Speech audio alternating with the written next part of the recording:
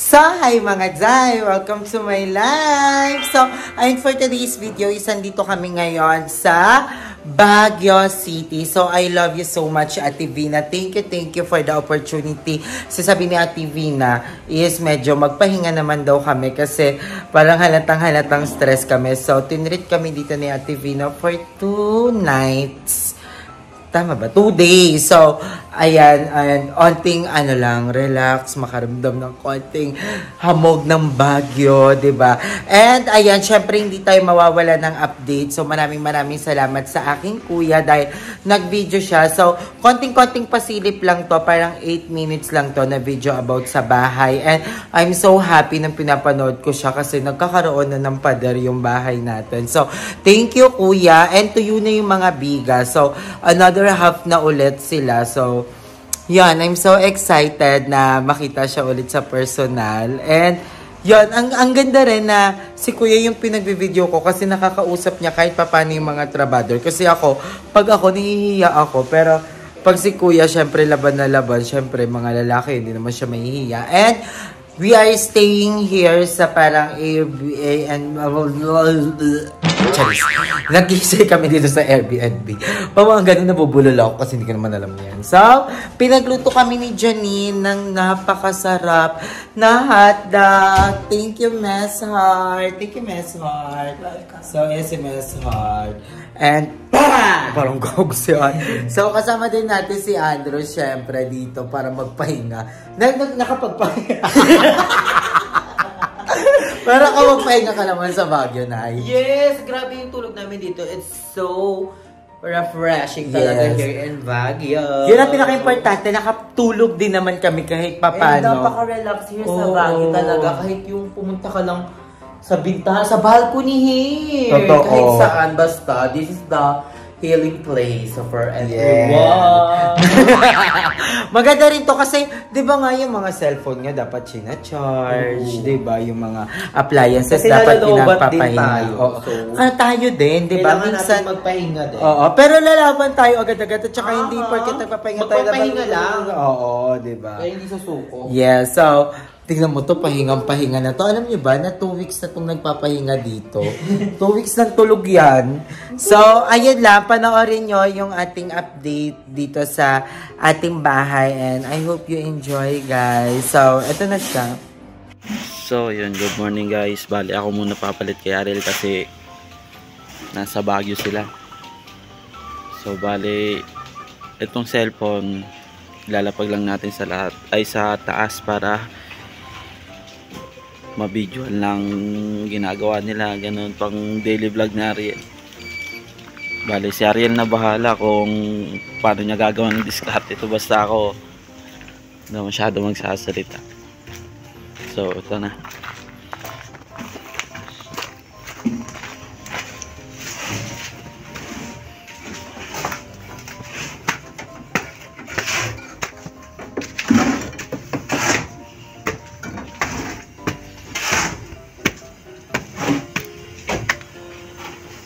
Anong next yung anuhan, kuya? Bubusan o tapos yan?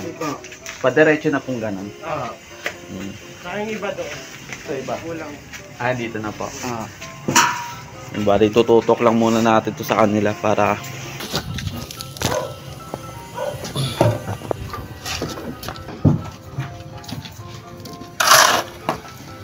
Ulit kami.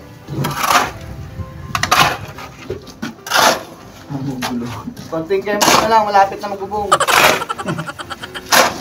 Huwag kayong mag-alala, hindi kayo mawawalan. At lalo hindi kayo magkakaroon.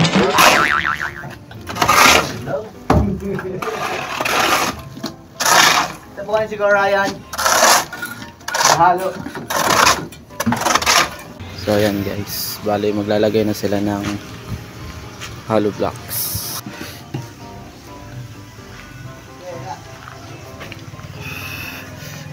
Bali, kuya, yung mga natuyo lang muna lalagyan nyo. Yung sa may... At ayan nga, lalagyan na ng hollow blocks yung mga natuyong biga. So, yung bandang likod, yung lalagyan ng hollow blocks. So, vinoise over ko kasi hindi masyadong may paliwanag ni Kuya. At ayan, pinakita niya talaga naglulumot nating mga hagdan. So, ayan, go Kuya. Ilaban mo yan. Maraming Bale, ito muna daw nila ilalagyan nila. Itong banda dyan. Yan, ang lalagyan muna nila. Tayo na nga mga Zay, syempre hindi tayo papayag na makaka-copyright lang tayo ni Miley Cyrus. So kaya i-voice over natin ulit. So ang ginagawa nila is inaakyat nila sa bintana yung mga hollow blocks. So dahil papatungan na nga ng hollow blocks yung ating biga. So 2 patong ng hollow blocks. Pero ang pagkakaalam ko, sabi nila kuya, is 3 patong ng hollow blocks doon sa pader sa likod. Kasi yung bintana, ay yung bubong natin is pa-slide siya. So, ayan, ang pinagpilian na din pala yung mga hollow blocks na yan. So, napakinabangan yung mga hollow blocks na binigay pa dati ni Mami Lori. So, pinili nila yung mga hindi pa masyadong nadurog or yung mga kaya pang gamitin. So, sabi naman nila is safe pa naman daw gamitin yun kasi yung iba naman daw is matitibay pa. So, bukod dyan is na nandiyan na rin yung mga hollow blocks na bagong bili natin, which is yun din yung gagamitin pampatong doon sa biga. So, ayan. Yan na, tinatanggal na ni Kuya yung mga kahoy. At tayo nga magpakabog talaga ni Miley Cyrus. So, i-voice over ulit yan. So, ayan, tulad ng sabi ni Kuya Arnel, tinatanggal na ni Kuya yung pagporma, yung mga kahoy-kahoy na yan, para makita na natin kung ano yung itsura ng biga. Actually, tuyo na siya. So, sabi kasi nila, diba, kahapon, 1 to 2 days daw bago matuyo. Pero, ngayon tuyo na siya. So, I love it! So, yun, balikan na natin sila mamaya para habang inakit pa nila yung hollow blocks, balikan natin sila pag ilalagay na nila. Bye, guys. At ayan, dahil tinotoo nga ni Kuya ang kanyang sinabi na ipapatong niya lang ang camera at hindi siya magsasalita. So, I take this opportunity na lang na panoorin nyo yung montage na yan and mag-story time na lang tayo. So, story time lang, alam nyo ba na nung unang-unang binili ko, unang-unang sinabi ko kanila papa na bibili na ako ng bahay, tuwang-tuwa sila, as in gusto na talaga nilang lumipat. Nung binili ko yung bahay at pinakita ko kanila mama yung bahay na bibilihin ko, tapos sinabi ko, ipaparenovate ko. Sabi nila, wag na, tirahan na lang natin. Pero sabi ko nga, dahil ambisyosa ako, sabi ko na, gusto kong ipaayos. Kahit magkaroon lang tayo ng parang loft style effect na bahay, okay lang kahit wala ng second floor. Pero dahil nga sa sobrang pagmamahal nyo sa akin, sinuportahan nyo ako from since day one, so nagkaroon tayo ng ganyan, ng second floor. And madami mang nangyari, tumigil man ng ilang taon yung pagpapagawa natin ng bahay, still andito pa rin tayo, diba? Kaya gusto ko i-take din tong opportunity na to para magpasalamat sa inyo kasi hindi ko naman talaga aakalain na aabot sa ganyang estado yung bahay natin, diba? Kasi syempre galing lang naman kami sa bahay na kung walang pader yung kapitbahay is wala din naman talaga kaming pader. Pero look at us now, nagpapagawa na tayo ng sarili nating pader mga Zay. Kaya sobra-sobra akong nagpapasalamat sa inyo. And of course, kay Lord, kay Kuya Lloyd, dahil lahat ng to is hindi naman talaga mangyayari kung hindi dahil sa kanila. And kay Papa na alam kong masayang-masaya dahil ayan na mabububungan na siya, whether you like it or not, mabububungan na siya. So, 'di ba, ang sarap lang sa pakiramdam na hindi man natin alam kung ano yung mga pwedeng mangyari in the future, pero pagsasamahan talaga natin siya ng sipag at tiyaga, 'di ba? Ayan, may nilaga.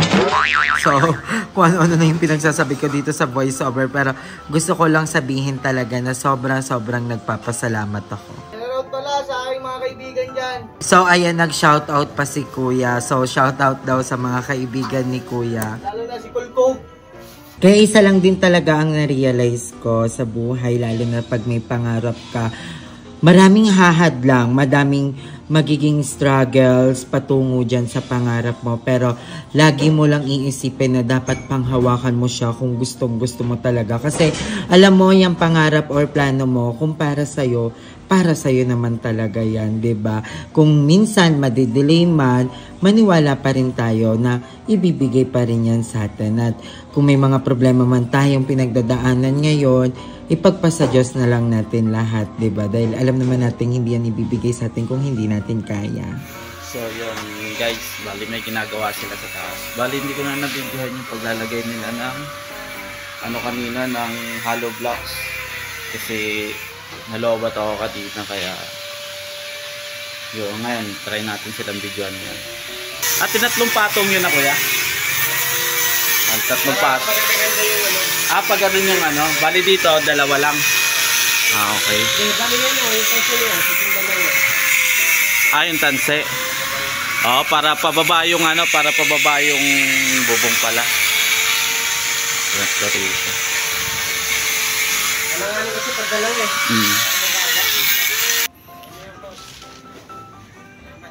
Pabali siguro bukas na ata nila yan matira.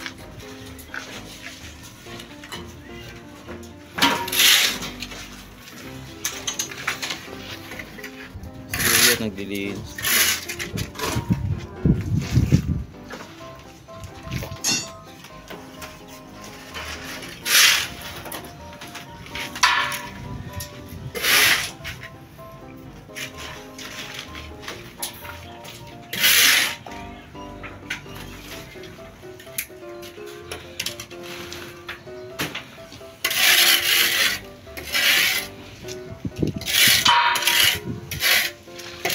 So, ayun mga Jai, ito yung view namin from here.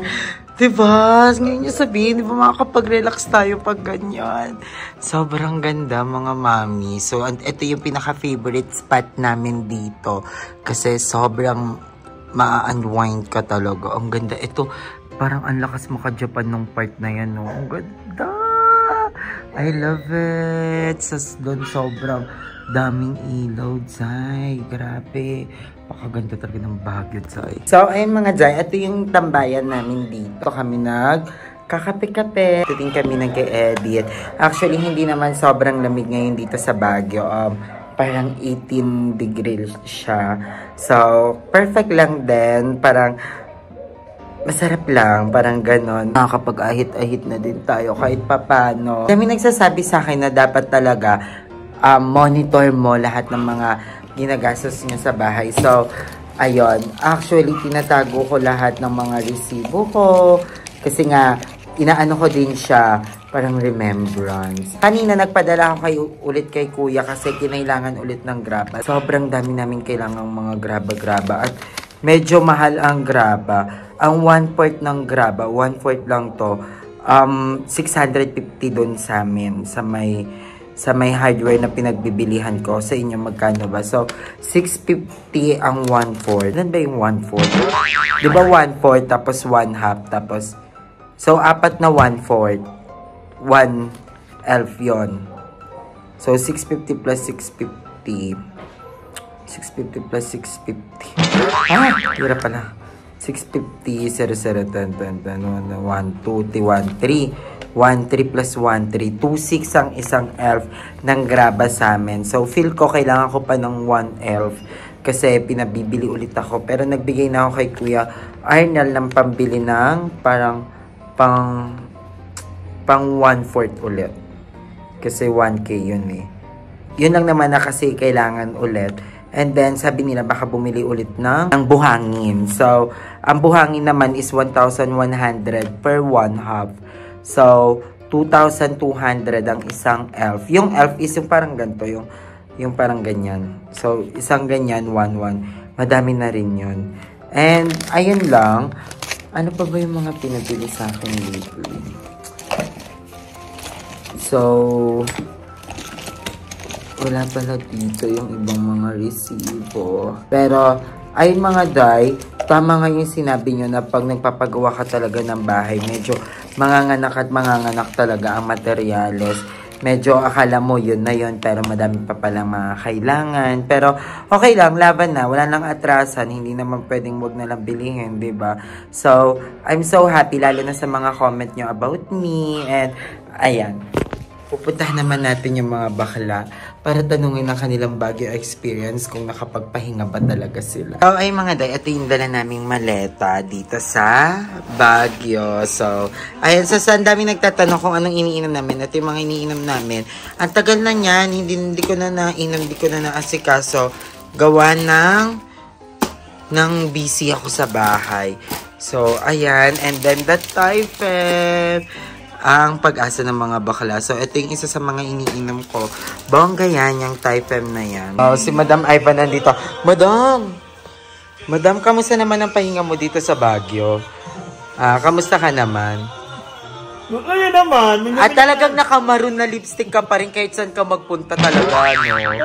Oo, medyo may naalala lang ako. Dito, sa Baguio. Dito, no? Sa hotel na to. Ako pa na to! Diba? Ito yung huling away nyo dito, eh. Nakita ko yun, pares kayo umiyak. Diba? Wag na, Wag kami na. na naman. May... Pero okay ka naman, na goods ka na. Okay na. Actually, makakit yung likod ko, gusto ko magpamatahe. Ako magpamatahe. Baka nilalamig ka. Makakit na Baka tawag lang yan ng lamig ng panahon. Hindi. gusto ko rin, gusto ko maglaan-laan. So, si madam dito siya sa sofa natutulog. Kasi ayoko nang may... Kasi, kapag... Ayaw mo kami katabi. Hindi, kasi lumalabas-labas kayo, nagmumuktan yung bintana. Oh. Hindi ba lumiliwanag? Gusto ko kasi pag matutulog ako, madilim talaga. Diba? Kasi dati galing kang kuweba, di ba? Siyempre, andito din pa rin sila. Kay ko naman, Ando, kamusta ang Baguio? First day sa Baguio. Sa first day pa lang namin ng birthday kasi napaos ako. Ang ingay mo kasi, parang di ka natulog sa biyahe. Hindi ako natulog sa biyahe kasi in-enjoy ko talaga yung biyahe kasi yun yung pinaka-best ko. And I miss Baguio talaga. Like, last Baguio ang kasama ka pa siya. Pero ngayon, parang, ang bilis ng panahon. Sabi daw nila, pag may kasama kang jowa sa Baguio, pagbaba nyo, parang medyo di na kayo okay. Parang gano'n. So, parang, Baguio curse, no? totoo Pero, yun. why not naman kay Ellie? Kasi... Oo nga! Madam Ellen kay Harold. Kasi umaakyat sila ng grotto. pupunta niya si Mirador. Oo. Tsaka doon hiniling ni Madam Ellie si Kuya Harold sa grotto. Kaya lagi silang pumupunta. Parang may hiling na. Ay. Tora. Pero- Ayan naman si Mother Nakba. Ay, Mother Nakba, busy dahil nag-upload na rin siya. Kamusta naman ang first day mo, Mother Nakba? Sa biyahe, tulog ka, ha? Kasi nag-edit ako noon, kasi wala akong tulog, kaya sabi ko, sige, babaya ako sa biyahe. Kaya nung pagpunta ng Baguio, sobrang energetic ko din. Di ba sa biyahe, nung nagising na ako, sabi ko, oh my God, this is it. Nakita ko na yung ganda ng mga bahay-bahay, yung lamig, the breeze of Baguio. So sabi ko, sige, mag-ano muna tayo, something like, reset. Yes. Diba? Kasi isa si Mother Nakba sa mga sobrang napagod talaga. Kasi as in wala talaga. Halatang halata, oh. Parang isa na siyang eye bag. Hindi.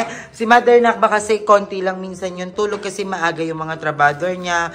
Doon naman natutulog si Mother Nakba. So, ayan, deserve mo to, Mother Nakba. Nakapagpahinga ka naman. Nakapagpahinga naman na. Pero work pa din tayo. Yes. May lang tayong goal. Totoo. So, ayan. I-enjoy lang namin ang bag, yung mga bakla. So, ayan. Dito kami nagstay.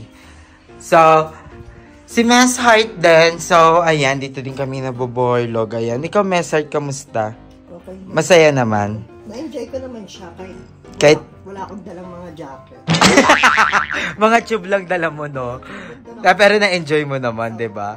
So, ayan, nandiyan si Mess Heart. Ayan, mag-outro muna tayo. Pero, ayan, apakasarap ng pagkain namin. Sizzling hotdog. So, gawa to ni Mama John. Madam Janine. So, hindi na pala siya Janine Mess Heart. Hindi na po. Madam Janine na siya. Mama Janine. It's given. Sarap ang anghang.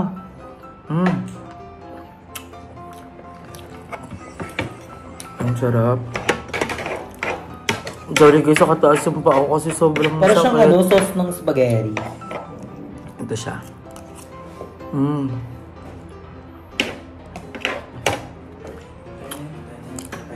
Alam mo So lately, sobrang haba ng mga vlogs namin. Kasi we figure out na hindi ba nga? the more na mahaba yung vlogs mo, mas tumataas yung RPM namin. So, doon ini-discuss kung anong pinaka-ano.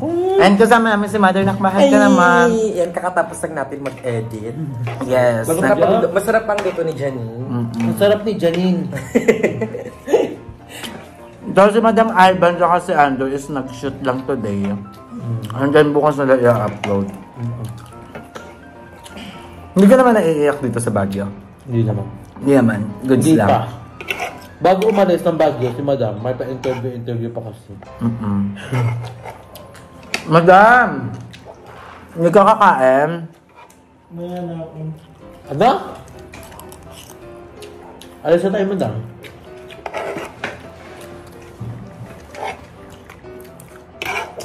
Ang sarap.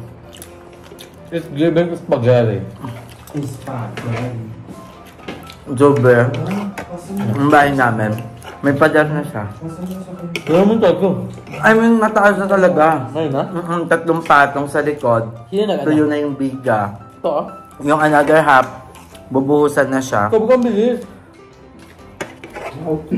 So, konti na lang, bubong na. Wala, malapit na dahil. Lapit na. Lapit na yung ano nila, 15K. Yung another bayad, malapit na. Kasi yun ano yun eh, 30, 15, 25, no? 30, 15, tsaka 20. 20. Kain ako dito pag ako makain masyado sa night market.